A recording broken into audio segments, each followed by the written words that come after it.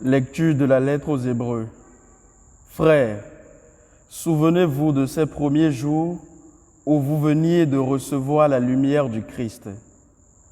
Vous avez soutenu alors le dur combat des souffrances, tantôt donné en spectacle sous les insultes et les brimades, tantôt solidaires de ceux qu'on traitait ainsi. En effet, vous avez montré de la compassion à ceux qui étaient en prison.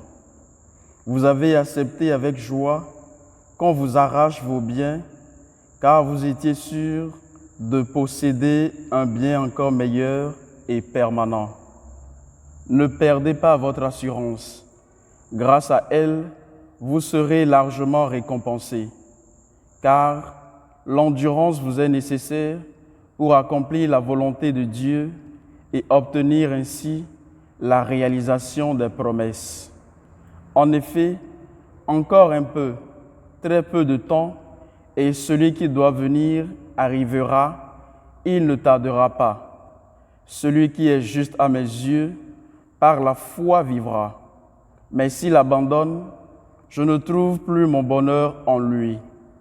Or, nous ne sommes pas, nous, de ceux qui abandonnent et vont à leur perte, mais de ceux qui ont la foi et sauvegardent leur âme. Parole du Seigneur.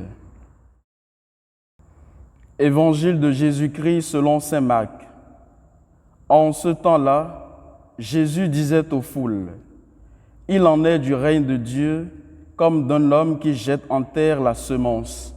Nuit et jour, qu'il dorme ou qu'il se lève, la semence germe et grandit, il ne sait comment. D'elle-même, la terre produit d'abord l'herbe, puis l'épi, enfin du blé plein l'épi. Et dès que le blé est mûr, il y met la faucille, puisque le temps de la moisson est arrivé. » Il disait encore, « À quoi allons-nous comparer le règne de Dieu? Par quelle parabole pouvons-nous le représenter? Il est comme une graine de moutarde. Quand on la sème en terre, elle est la plus petite de toutes les semences.